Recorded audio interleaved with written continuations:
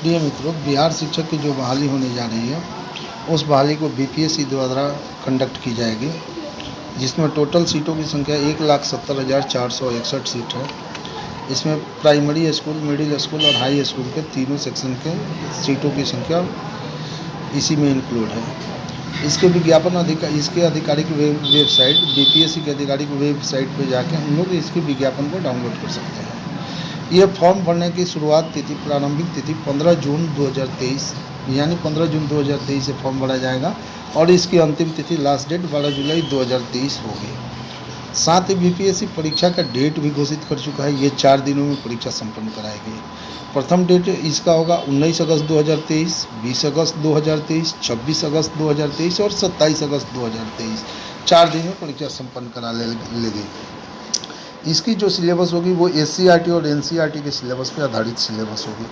प्राथमिक विद्यालय के शिक्षक को एससीईआरटी के सिलेबस से क्वेश्चन पूछे जाएंगे एवं माध्यमिक तथा उच्च माध्यमिक विद्यालय के शिक्षक को एनसीईआरटी से क्वेश्चन पूछे जाएंगे। इसकी परीक्षा संरचना व पाठ्यक्रम निम्नवत होगी, इस प्रकार होंगी। इसके 2 पेपर होंगे, एक कॉमन पेपर होगा और दूसरा स्पेशल पेपर होगा। कॉमन पेपर जो होंगे ये इसमें निगेटिव मार्किंग नहीं होगी और स्पेशल पेपर में निगेटिव मार्किंग होगी। सबसे मार्केबल बात यह है। यह पत्र सभी श्रेणी के शिक्षकों के लिए अनिवार्य होगा। सभी श्रेणी इन द सेंस क्या कि primary school, middle school, high school, सभी श्रेणी के शिक्षक अभ्यर्थी के लिए अनिवार्य होगा। लेकिन ये क्या होगा, ये क्वालिफाइंग मार्क्स इसमें लाना है। इसका मार्क्स जितना भी लाएँ, इसको मेरिट पे नहीं जोड़ी जाएगी, इस मेधा सूची में नहीं जोड़ी जाएगी। ये 100 नंबर का पेपर होगा, 100 अंकों का ये प्रश्न पत्र होगा। लेकिन ये प्रश्न पत्र भी 2 भागों में बटे होंगे। तो इसके 2 भाग होंगे। प्रथम भाग में 25 अंक के अंग्रेजी पेपर होगा, जो कि हर वर्ग में होगा। 25 अंक के अंग्रेजी से प्रश्न पूछे जाएंगे, जो कि प्रत्येक प्रश्न 1-1 अंक के होंगे। तथा इसके दूसरे भाग जो होंगे वो 3 भाषाओं में होंगी, हिंदी, उर्दू या बांग्ला। इन तीनों में से जो भाषा आप ऑप्ट करेंगे, उसी लैंग्वेज से आपसे क्वेश्चन पूछी जाएगी और इससे 75 क्वेश्चन होंगे। इसके भी प्रत्येक क्वेश्चन 1 मार्क्स का होगा।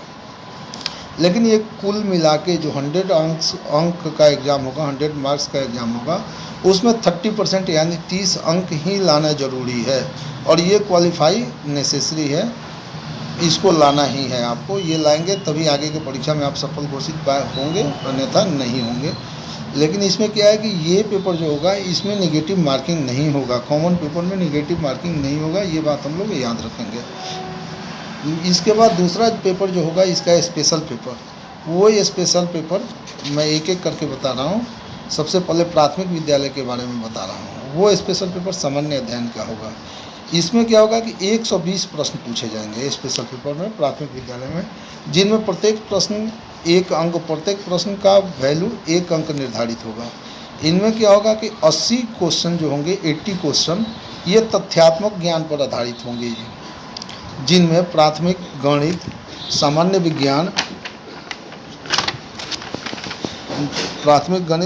विज्ञान, सामाजिक विज्ञान, भारतीय राष्ट्रीय आंदोलन, भूगोल और पर्यावरण विषय शामिल होंगे। जबकि 40 प्रश्न बुद्धिमत्ता परीक्षण यानी रीजनिंग और सामान्य जागरूकता से संबंधित होंगे। इसमें भी ये भी 2 घंटे का पेपर होगा। कॉमन पेपर भी 2 घंटे का होगा, स्पेशल पेपर भी 2 घंटे का होगा। ये भी पेपर 2 घंटे का होगा। इस पेपर में क्या होगा कि इस पेपर में निगेटिव मार्किंग होगी, इस पेपर में निगेटिव मार्किंग दी जाएगी।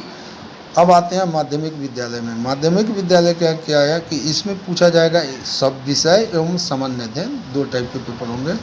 इसमें भी एक पेपर कॉमन पेपर तो आपको देना ही होगा, जो कि पहले बता चुके हैं।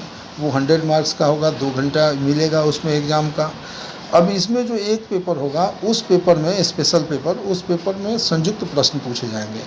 इसमें भी 120 क्वेश्चन पूछे जाएंगे। प्रत्येक क्वेश्चन 1 नंबर का होगा।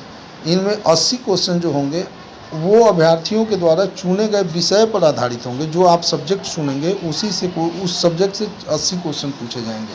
जबकि 40 क्वेश्चन जो होंगे वो सामान्य अध्ययन से संबंधित होंगे। ये पेपर भी 2 घंटे का होगा।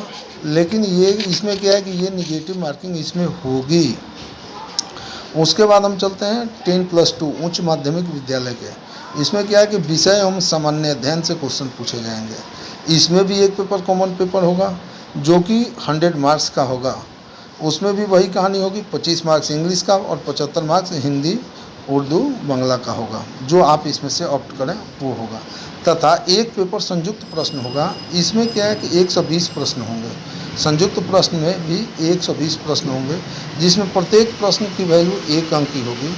इसमें 80 प्रश्न अभ्यर्थियों के द्वारा चुने गए विषय पर आधारित होगी। जो पेपर आप चूज करेंगे उस पेपर से 80 क्वेश्चन पूछे जाएंगे, जबकि 40 क्वेश्चन सामान्य अध्ययन से पूछे जाएंगे। इसमें भी 2 घंटे का समय दिया जाएगा तथा ये पेपर निगेटिव मार्किंग का होगा। इसमें निगेटिव मार्किंग होगी। अब यहाँ पे आते हैं मूलभूत चीज़। मूलभूत चीज़ ये है कि अपीयरिंग कैंडिडेट जो कोई है, अपीयरिंग कैंडिडेट को देनी पड़ेगी अंडरटेकिंग। यहाँ पे हम समझते हैं अपीयरिंग कैंडिडेट क्या है। जो भी अपीयरिंग कैंडिडेट होंगे उनको इस एग्जामिन में शामिल होने के लिए एक अंडरटेकिंग देनी पड़ेगी कि उनकी पात्रता संबंधित परीक्षा निर्धारित तिथि तक, मतलब ज्वाइनिंग तक संपन्न हो जाएगी। यह अवसर बीएड, डीएलएड, सीटीटी, बीटीटी और एसटीटी जैसी सभी वांछित शैक्षणिक योग्यता या पात्रता परीक्षा में शामिल होने वाले अभ्यर्थियों को मिलेगा। इन द सेंस क्या है कि जब हम बीएड में एडमिशन लेते हैं तो फर्स्ट ईयर, सेकेंड ईयर में अपीयरिंग होते हैं तो हम सीटीटी और बीटीटी, एसटीटी का एग्ज़ाम दे लेते हैं। या डीएलएड में एडमिशन लेते हैं, सेकेंड ईयर में होते हैं तो भी हम सीटीटी, बीटीटी, एसटीटी का अपीयरिंग करके दे सकते हैं। तो वैसे अभ्यर्थी भी इस एग्ज़ाम में शामिल हो पाएंगे। या फिर बीएड, डीएलएड आपने क्वालिफाई कर लिया है और सीटीटी, बीटीटी, एसटीटी का फॉर्म आपने डाला है या नहीं भी डाला है, तो भी अगर आपको लग रहा है कि जब ज्वाइनिंग होगी उस डेट तक हम क्वालिफाई का रिजल्ट दे देंगे, तो भी आप फॉर्म भर सकते हैं। वैसे परीक्षार्थी भी इस फॉर्म को भर सकते हैं। ऐसे अभ्यर्थियों को रिजल्ट आने के बाद, जैसे आपका बीपीएससी रिजल्ट घोषित कर रही है और डॉक्यूमेंट वेरिफिकेशन होगी, उस समय अपनी वांछित शैक्षणिक योग्यता, जिस पेपर का आपने अंडरटेकिंग दे रखा है, उस परीक्षा का उत्तीर्ण होने का प्रमाण पत्र आपको दिखाना होगा, सर्टिफिकेट दिखानी होगी काउंसिलिंग के पीरियड में। साथ ही उस समय उन्हें निर्धारित तिथि तक इस परीक्षा के संपन्न हो जाने के प्रमाण स्वरूप परीक्षा का एडमिट कार्ड भी दिखानी होगी। आइए, जब एग्ज़ाम मतलब रिजल्ट आपका पब्लिश्ड हुआ उसके पहले मेरा एग्ज़ाम हो चुका था, उसका एडमिट कार्ड भी आपको दिखानी होगी। इसके बाद आते हैं सैलरी पे। तो सैलरी तो आप लोगों को पता ही होगी। कक्षा 1 से 5 तक के शिक्षक अभ्यर्थियों का मूल वेतन 25,000 एवं अन्य भत्ता भी मिलेंगे। कक्षा 9 से 10 तक के शिक्षकों के लिए मूल वेतन 31,000 होगी तथा अन्य भत्ता होगा। कक्षा 11वीं 12वीं के शिक्षकों के लिए मूल वेतन 32,000 तथा अन्य भत्ता होंगे। ये और पेंशन में क्या है कि इसका जो नियम है, नियमानुसार अस्थायी एवं नई पेंशन योजना भी लागू रहेंगी। ये सारी चीज़ें लागू रहेंगी जैसा पहले कुछ दिया गया है।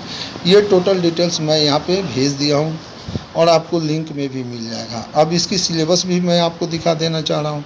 सिलेबस भी मैं यहाँ पे लिंक पे डाल दे रहा हूँ, आप निकाल भी सकते हैं चाहे तो। सिलेबस या विज्ञापन भी आप निकाल सकते हैं इसका। मैं अभी आपको दिखा भी दे रहा हूँ, जो मैंने बताया वो चीज़ मैं दिखा भी दे रहा हूँ। आप यहाँ पे देखें, इसमें क्या कि किस कोटि के कितने स्टूडेंट होंगे वो चीज़ इसमें दिखाया गया है। इसके विज्ञापन में ये हाई स्कूल वाला प्रत्येक सीट का दिखाया गया है कि किस सब्जेक्ट में कितने सीट हैं, ये चीज़ इसमें दिखाई गई है। यहाँ पे यही बात क्लियर नहीं हो पा रही थी कि आप निम्नवत होंगे कि कई इसमें अपीयरिंग कैंडिडेट का मतलब क्या होता है। जो अपीयरिंग कैंडिडेट का मतलब होता है वो मैं बता दिया, उसी के अनुरूप आप कर सकते हैं। और ये टोटल आपके लिंक में रहेगा, आप लिंक से निकाल भी सकते हैं। और इसका मैं आपको सब्जेक्ट अनुसार भी मैं भेज दे रहा हूँ कि सब्जेक्ट में क्या क्या पूछे जाएंगे, कौन से सब्जेक्ट में, वो भी मैं भेजने का प्रयास कर रहा हूँ आपको। वो भी मैं लिंक में देख रहे हैं, मेरे पास अगर होगा तो मैं अभी आपको भेज दे रहा हूँ। देखिए, इसकी पाठ्यक्रम यही होगी। हिंदी भाषा से रहेगा, गद्यांश पूछा जाएगा, अलंकार, समास, विलोम शब्द, पर्यायवाची शब्द, रस, संधियाँ, उपसर्ग प्रत्यय उपसर्ग तद्भव तत्सम देशज विदेशज मुहावरे लोकोक्ति वाक्यांशों के लिए एक शब्द अनेकार्थी शब्द वाक्य संशोधन लिंग वचन कारक काल वर्तनी त्रुटि से संबंधित अंग्रेजी भाषा का भी सिलेबस दिया हुआ है कॉमन पेपर और स्पेशल पेपर का भी दिया हुआ है। ये प्राइमरी शिक्षक के लिए है।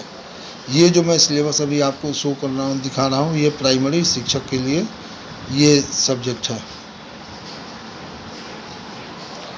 यही चीज़ें हैं। हम उम्मीद करते हैं कि आप समझ चुके होंगे और फॉर्म भरें।